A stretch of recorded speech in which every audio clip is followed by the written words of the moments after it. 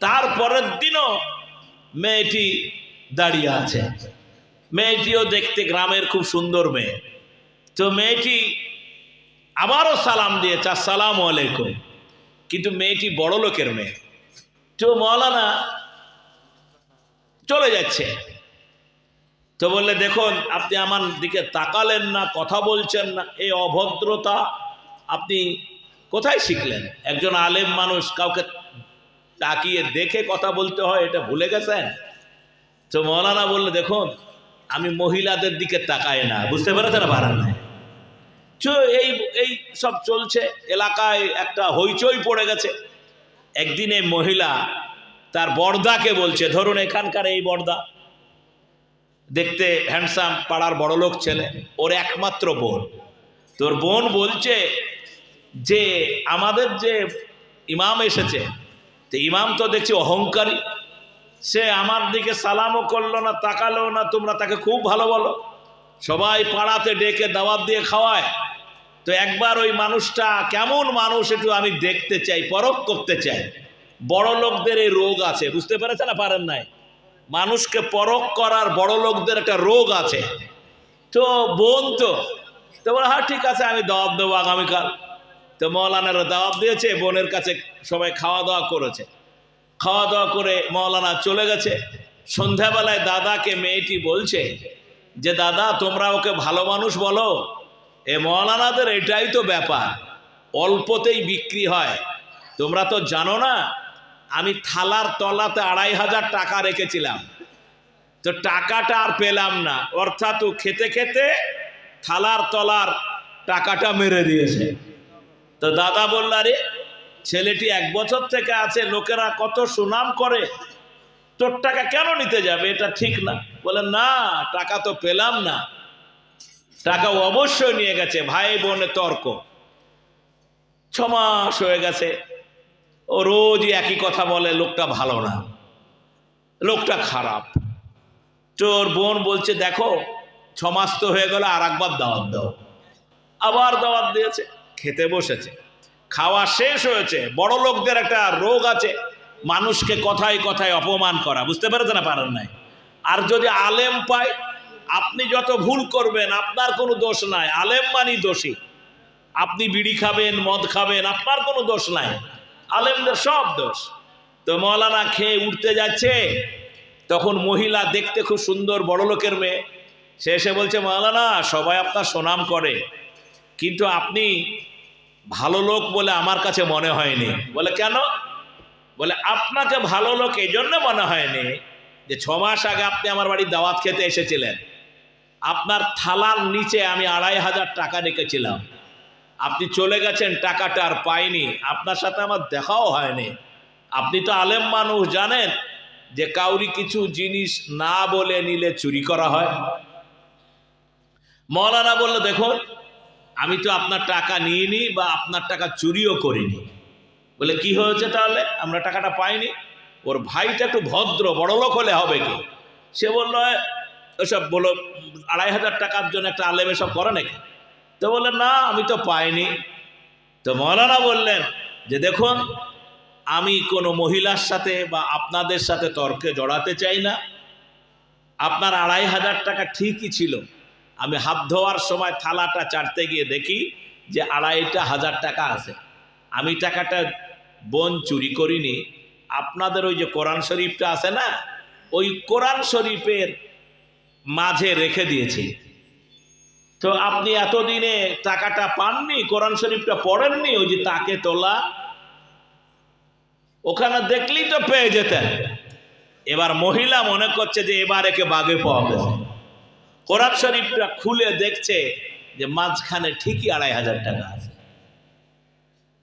এবার অপদস্থ হয়ে গেছে। বড় লোকরা যখন অপদস্থ হয় তখন ঢাকার চেষ্টা করে। বুঝতে পেরেছে না? পারেন নাই? গরিবরা অপদস্থ অপমান হলে কোনো যায় আসে না। তো বড় লোক বলছে, ও মহিলা নিজেকে সংশোধন করার জন্য বলছে যে, মৌলানা আমি আপনাকে পরীক্ষা করতে চেয়েছিলাম। বলে, কেন? বলে, আপনাকে পরীক্ষা করতে এই জন্য চেয়েছিলাম যে আমি ব্যক্তি জীবনে মাদ্রাসায় পড়েছিলাম, আমার একজন উস্তাদ ছিল, উস্তাদ আমি যখন যৌবন এলো, আমার যখন বিয়ের বয়স হলো, শুনছেন আপনারা, শুনছেন? হাত উঁচা করে বলে শুনছেন? যারা বলো নারায়ে তাকবীর, হাত উঁচা করে বলো নারায়ে তাকবীর। বলে আমার যখন বিয়ের বয়স হলো, তখন আমার হুজুর, আমার মৌলানা আমারে বলল, আমার নাম ছিল মারিয়াম, আমারে বলল, মারিয়াম বিয়ের বয়স তো হলো, বিয়ে তো তোমাদের হবে, তো আল্লাহর নবী কি বলেছে জানো বিয়ের জন্যে? বলে কি বলেছে? বলে ছেলে মেয়ে বিয়ে যখন দেবে, ছেলের বাবাকে বলেছে, মেয়ের বাবাকে বলেছে, তোমরা 5টা জিনিস দেখবে। কটা জিনিস? আপনার আলেমদের কাছে শুনে নেবেন, 5টা জিনিস দেখবে। তো এই 5টা জিনিস দেখে 4টা আছে, একটা নাই, তাহলে বিয়ে দেবে না। বংশ ভালো, বড় লোক, লেখাপড়া জানে, গুড ফ্যামিলি, রক্ত সব ভালো, কিন্তু মেয়েটি নামাজ পড়ে না, মেয়েটি দিন মানে না, ইসলাম মানে না, আল্লাহ মানে না, আল্লাহর কোনো ভয় নাই, তাহলে তুমি তোমার ছেলের বিয়ে ওই মেয়ের সাথে দেবে না। গরিব কিন্তু সে দিনদার ইমানদার একটা মহিলা, তুমি বড় লোক হলে ওই মেয়েটার সাথে বিয়ে দেবে, এটা আল্লাহর নবীর ফরমান। তো তুমি মারিয়াম বড় লোকের মেয়ে, তোমার অনেক বিয়ে আসবে, তুমি একজন সৎ চরিত্রবান যুবককে বিয়ে করবে, তোমার দাম্পত্য জীবন সুন্দর হবে। আর যদি তোমরা সুন্দর করে আল্লাহর ইবাদত করতে পারো, তাহলে মরণের পরে স্বামী স্ত্রী একই জান্নাতে থাকবে। বলুন সুবহানাল্লাহ। একথা কে বলেছেন? সূরা রহমান তেলাওয়াত করে দেখবেন যে এটা আল্লাহ পাক বলেছেন। আমি আপনাদের কাছে বলতে চাই, সম্মানিত সুধী মণ্ডলী, তো মেয়েটা শুনেছে, মেয়েটার বিয়ের বয়স হয়েছে এখন 18 প্রায়। তো 18তে শুনছে গ্রামের ইমামটা দেখতে খুব সুন্দর, তাকিয়েও দেখেওছে, তারপরে দেখেছে লোকটি কোরআন শরীফও সুন্দর পড়ে, ভালো আলেম, লোকে সুনামও করে। মনে মনে আপনাকে আমার পছন্দ হয়েছিল, কিন্তু আমি আপনার ইমানদারিটা পরীক্ষা করতে চাইছিলাম। আপনার ইমানদারিটা পরীক্ষা করবার জন্য আপনাকে বর হিসাবে আমার উস্তাদ মাদ্রাসায় যেটা বলেছিলেন, সেই রকম আপনি চরিত্রবান মানুষ কিনা আপনার চেহারা দেখে আমার একটু ভালো লেগেছিল, তাই থালার নিচে 2500 টাকা রেখে দিয়েছিলাম। এইটা দেখে আমি আপনাকে বুঝাতে চেয়েছিলাম যে আপনি আমার সত্যিকার বর হওয়ার যোগ্য কিনা। ইমাম মাথাটা নিচু করলেন, তাকাননি, বলে আপনি আমার পরীক্ষা করেছিলেন? ভালো। বলে দেখুন, আমার বিয়ে হয়নি, আপনার দাদা আমাকে বলেছিল যে মৌলানা আমরা বড় লোক, আমার 3টি বোন, 2টো বোনের ডাক্তার ইঞ্জিনিয়ারের সাথে বিয়ে দিয়েছি, তো আমার একটা বাড়িতে আলেম দরকার মনে করছিলাম, তো আপনার সাথে আমার বোনটার বিয়ে দেব। তো আমি দেখলাম এই গ্রামের সব থেকে বড় লোক আপনারা, তো আমাকেও আল্লাহর নবী বলেছেন কোনো পাত্রী দেখতে গেলে সেই পাত্রীর যদি দিনদারি না থাকে তাহলে বিয়ে করবা না। শুনছেন? শুনছেন? হাত উঁচা করে দেখি, জোরে বলো নারায়ে তাকবীর। ভালো করে শুনবেন কথাগুলি, দিনদারি যদি না থাকে বিয়ে করবা না। তো আমি আপনার এই টাকাটা আপনার হাতে দিয়ে দিতে পারতাম, আমি কোরআন শরীফে রেখে গেছিলাম এই জন্যে যে যারা কোরআন শরীফ পড়ে না তারা ভালো মানুষ হতে পারে না, তাই কোরআনের ভিতরে রেখে গেলাম। 6টা মাস হলো আজ পর্যন্ত আপনি কোরআনটা খুলে দেখেননি, কোরআনের সাথে আপনাদের সম্পর্ক নাই, তাই বিয়ের আগে আমি আপনাকেও পরীক্ষা করতে চেয়েছিলাম। কথাটা বুঝতে পেরেছেন না পারেন নাই? অতএব যখন জানা বুঝা হয়ে গেল, আসলে আমি কি বলতে চাইলাম জানেন? যে মুসলমানদের পৃথিবীতে উন্নতি হয়েছিল কোরআন শরীফের বলে। একদিন কোরআন হাতে নিয়ে মুসলমানরা সারা পৃথিবীতে রাজত্ব করেছিল, সারা দুনিয়াতে মুসলমানদের সুনাম, সারা দুনিয়াতে মুসলমানদের ইজ্জত শান ছিল। যেদিন মুসলমানরা কোরআন ছেড়ে দিল, সেদিন মুসলমানরা অতল তলে ডুবে গেল। আপনারাই নিজেরা বলেন তো যে আমরা যারা মুসলমান কোরআনের শিক্ষা অনুযায়ী আমরা চলি, জোরে বলেন চলি। আমি আপনাদের হাত উঁচু, মাদ্রাসা করেছেন, ধন্যবাদ, সম্মান জানাই আপনাদের। আপনারা প্রতিদিন ফজর নামাজের পর কোরআন তেলাওয়াত করেন, কয়জন মুসলমান একটু হাত তুলতে পারেন? 1 2। তাহলে কি করে হবে? এতগুলো লোকের মধ্যে কোরআন, এটা কার পাঠানো কিতাব? জোরে বলেন, কার পাঠানো কিতাব? এতে কি আছে জানেন? আপনি নাটক পড়েন, আপনি নভেল পড়েন, আপনি সিনেমা দেখেন, যাত্রা দেখেন, যেখানে আপনার মনের খোরাক পান, কিন্তু আপনি যদি পবিত্র কোরআন শরীফটাকে সুন্দর করে পড়তেন অর্থসহ, আপনি আপনার জীবনের সব কিছু সেখানে পেয়ে যেতেন। আপনি নিজের চরিত্রটাকে কোরআনের আয়নায় দেখতে পেতেন, তাহলে আপনার ভয় থাকতো না। ফেরাউনকে দেখে মুসা নবী কি ভয় করেছিলেন? যারা করেছিলেন, ফেরাউনকে দেখে কি মুসা ভয় করেছিলেন? করেন না। সম্মানিত সুধী মণ্ডলী, নমরুদকে দেখে ইব্রাহিম নবী কি ঘাবড়ে গেছিলেন? জোরে বলেন, ঘাবড়ে গেছিলেন। আবু জেহেলের মতো বদমাশ লম্পট লোক আমার প্রিয় নবী হযরত মুহাম্মদ মুস্তাফা, জোরে বলেন, আহমদ মুস্তাফা সাল্লাল্লাহু আলাইহি ওয়াসাল্লাম, তিনি মক্কাতে ইসলামের দাওয়াত দিয়েছিলেন। আবু জেহেল যে অত্যাচার, যে জুলুম করেছিল, সেই জুলুমের বলে মুহাম্মদ সাল্লাল্লাহু আলাইহি ওয়াসাল্লাম কি ঘাবড়ে গেছিলেন? ঘাবড়েছিলেন।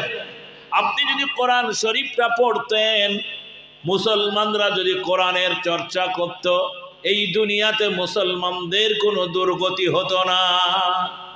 পৃথিবীর যেদিকে তাকাবেন, বর্তমান পৃথিবীতে মুসলমানদের টাকার অভাব নাই। সৌদি আরবে সোনার খনিতে ভরা, ঠিক বলছি তো? এই সৌদি আরব সোনার খনিতে ভরা, তেলে ভরা, আপনারা জানেন সোনাতে ভরা, তেলে ভরা। কাতার নামক একটা দেশ, বিশ্বকাপ যেখানে খেলা হলো, সেই কাতার নামক দেশে এত গ্যাস আল্লাহ দিয়েছেন, সেই গ্যাস 100 বছর যদি পৃথিবীকে দেয় তাও কমবে না। পৃথিবীর মুসলমানদের জমিনগুলো এত বরকতময় জমিন আল্লাহ বানালেন। সেই দেশের দিকে তাকাবেন, ইরানের দিকে তাকাবেন, ইরাকের দিকে তাকাবেন, সৌদি আরবের দিকে তাকাবেন, কুয়েতের দিকে তাকাবেন, কাতারের দিকে তাকাবেন, বাহরাইনের দিকে তাকাবেন, লেবাননের দিকে তাকাবেন, জর্ডানের দিকে তাকাবেন, সিরিয়ার দিকে তাকাবেন, মিশরের দিকে তাকাবেন। যত মুসলিম রাষ্ট্র আছে, আল্লাহ একটারও গরিব করেন নাই। সমস্ত দেশের জনগণকে আল্লাহ বরকতময় করে দিয়েছেন। কিন্তু কি আপনারা জানেন, এত কিছু হওয়ার পরেও পৃথিবীতে সব আছে। শুধু তাই নয়, জনসংখ্যাতেও মুসলমানরা পৃথিবীতে দ্বিতীয়। গোটা পৃথিবীতে এখন প্রায় 180 কোটি মুসলমান বসবাস করে। প্রায় 200 কোটি মুসলমান পৃথিবীতে, 57টা মুসলিম রাষ্ট্র। কিসের অভাব? তারপরও ইসরায়েলের মতো একটা দেশ, কয়েক লক্ষ ইহুদি, ইসরায়েল সমেত, ইসরায়েলের লোকেরা ফিলিস্তিনি মুসলমানদেরকে ইতনা মার মারে, তাদের কান্নার আওয়াজ শোনার মতো যেন লোক আর পৃথিবীতে নাই।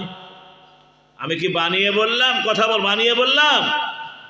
যেদিকে তাকাবেন সর্বত্র মুসলমানদের এখন হাজারি কান্না। এর কারণ কি? মুসলমানদের কাছে কোরআন আছে, মুসলমানদের কাছে মুহাম্মদ সাল্লাল্লাহু আলাইহি ওয়াসাল্লামের দিক নির্দেশনা আছে, মুসলমানদের কাছে অর্থ আছে, মুসলমানদের কাছে সব থাকার পরও কুকুরকে যেমন মানুষ মারে, তেমন করে দুনিয়াতে মুসলমানদের মারে। কেন? এই আত্মজিজ্ঞাসা যদি না থাকে, কিয়ামত এসে যাবে, মার শেষ। জোরে বলেন, মা অবস্থা তো এরকম আমাদের ছিল না। এটা কেন হলো? মাদ্রাসা আছে, মসজিদ আছে, মক্তব আছে, সবই তো আছে। আগেকার 20 বছর আগে এত আলেম ছিল না। এখন আলেমের সংখ্যা বেশি না কম? কথা বলেন। মসজিদের সংখ্যা, মাদ্রাসার সংখ্যা, পাড়ায় পাড়ায় মাদ্রাসা। 100 বছর আগে মুসলমানদের যে ইমানি শক্তিটা ছিল, সেই ইমানি শক্তি আজ আর মুসলমানদের নাই। কেন? আল্লাহ পাক বলেন, আল্লাহ বলেন ওয়ালা তাহিনু ওয়ালা তাহজানু ওয়া আনতুমুল আ'লাউনা ইন কুনতুম মুমিনিন। আল্লাহ বলেন তোমরা হতাশ হও না, ঘাবড়ায়ও না, তোমরাই বিজয়ী হবে যদি মুমিন হও। পৃথিবীতে আবু জেহেল বদরের মাঠে আমাদেরকে মেরে খদ্দমাম করে ইসলাম ছাড়া করতে চেয়েছিল। আপনারাই বলেন তারা কি পেরেছে? বলে পেরেছে? উহুদের মাঠে তারা আমাদেরকে আক্রমণ করে আমাদেরকে বরবাদ করে দিতে চেয়েছিল। বলেন তারা কি পেরেছে? ইতিহাস খুলে দেখবেন, আল্লাহর নবী মুহাম্মদ সাল্লাল্লাহু আলাইহি ওয়াসাল্লাম এই দুনিয়াতে তিনি কিভাবে ইমানদার মুসলমানদেরকে নিয়ে লড়াইয়ের ময়দানকে জারি রেখে ইসলাম কায়েম করেছিলেন। কোথায় সে মুসলমান? বিদ্রোহী কবি কাজী নজরুল বলেছেন, আল্লাহতে যার পূর্ণ ঈমান, কোথা সে মুসলমান? আজাদ করিতে এসেছিল যারা হাতে লয়ে কোরআন। আর সে মুসলমান কোথায়? আপনি আপনার অতীত ইতিহাস ভুলে গেছেন, আপনার জাতির ঐতিহ্য ভুলে গেছেন, আপনার শিক্ষা দীক্ষা কালচার সব ভুলে গেছেন। ভুলে যাওয়ার ফলে আজকে মুসলমানদের করুণ থেকে করুণতম অবস্থা। আমি জানি রাত যত বাড়বে শ্রোতার সংখ্যা তত কমবে না বাড়বে? কথা বলে কমবে। তাতে আমার কোনো মন খারাপের কারণ নেই। আপনারা আস্তে আস্তে চলে যাবেন, আসর ফাঁকা হবে, আমারও কথা ফাঁকা হবে। আপনারা বর্তমান সময়ে জানবেন যে পৃথিবীতে দুটো লড়াই অতীতে ছিল, আজ আছে আর আগামী দিনে থাকবে। কোরআন শরীফ, এটার বিরুদ্ধে আবু জেহেলের লড়াই ছিল।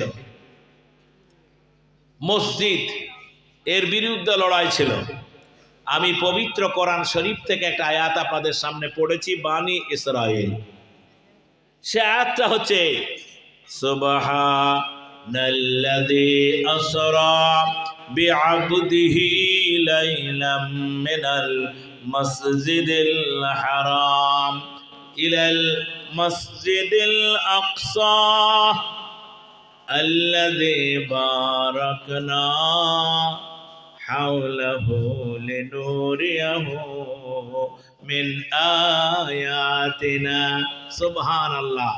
তার এক বান্দাকে মসজিদে হারাম থেকে রাতের বেলা ভ্রমণ করালেন মসজিদে আকসা পর্যন্ত, যে আকসার চতুর্দিক বরকত দিয়ে ঘেরা।